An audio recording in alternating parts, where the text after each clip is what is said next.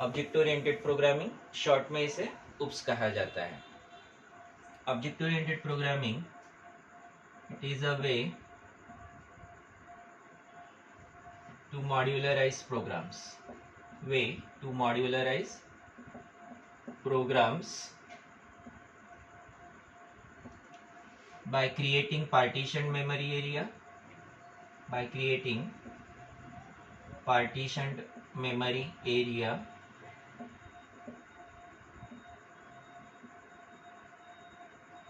that can be used as templates on demand, used as templates.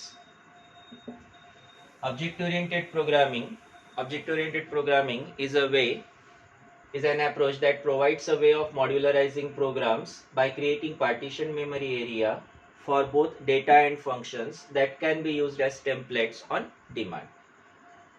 Object oriented programming ऐसा तरीका जिसमें programmes को modularize किया जा सकता है, प्रोग्राम्स को मॉड्यूलराइज किया जा सकता है। मॉड्यूलराइज करना मीन्स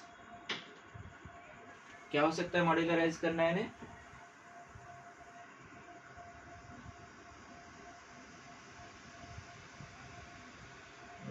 नहीं, मॉडिफाई करना नहीं। Modularize means to divide in parts. Modularize means to divide in parts. Program को छोटे छोटे पार्ट्स में डिवाइड किया जाता है, जिसे कहा जाता है मॉड्यूलराइज।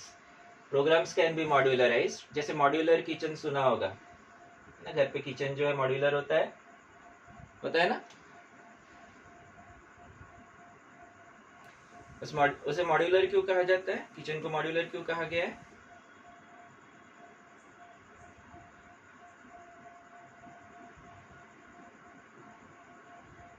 छोटे छोटे कंपार्टमेंट्स बनाए जाते हैं और उन छोटे छोटे कंपार्टमेंट्स में चीज़ें रखी जाती है, ठीक है। सेम उसी तरह से बड़े प्रोग्राम्स जो है उनको छोटे छोटे पार्ट्स में डिवाइड करेंगे, जिसे मॉड्यूलराइजिंग कहा जाता है। मॉड्यूलराइज करने के लिए पार्टीशन मेमोरी एरिया, एक ऑब्जेक्ट, इस ऑब्जेक्ट को मॉड्यूलराइज किया जाता है। ऑब्जेक्ट मॉड्यूलराइज करते हैं, प्रोग्राम को मॉड्यूलराइज करते हैं ऑब्जेक्ट्स में। इस ऑब्जेक्ट के पास एक ऑब्जेक्ट में पार्टीशन मेमोरी एरिया होगा फॉर बोथ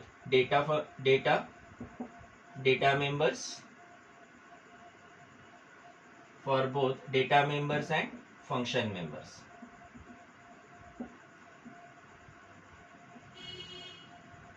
ऑब्जेक्ट में दो पार्ट्स होंगे, एक डेटा मेंबर होगा, दूसरा फंक्शन मेंबर होगा।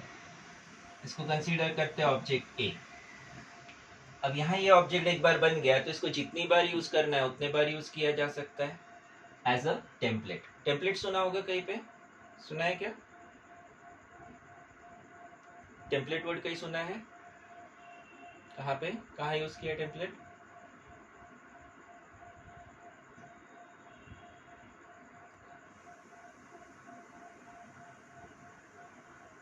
वर्ड या पावर पॉइंट यूज किया होगा तो उसमें डिफॉल्ट जो फॉर्मेट्स बने होते हैं उनको टेम्पलेट्स कहा जाता है। उन टेम्पलेट्स को एक बार दो बार यूज करने से वो डिलीट खत्म हो जाते हैं क्या? नहीं, उनको जितनी बार यूज करना है उतनी बार यूज किया जा सकता है। सेम उसी तरह से एक ऑब्जेक्ट बन गया तो उनको जितनी बार यूज करना है उतनी बार यूज किया जा सकता है। ऑब्जेक्ट ए हो गया। सेम इसी तरह से कंसीडर करते हैं ऑब्जेक्ट बी बनेगा। ऑब्जेक्ट ए, दूसरा ऑब्जेक्ट बी। इस ऑब्जेक्ट बी के पास इसका डेटा मेंबर होगा, डेटा मेंबर्स, और साथ में इसमें फंक्शन मेंबर होंगे।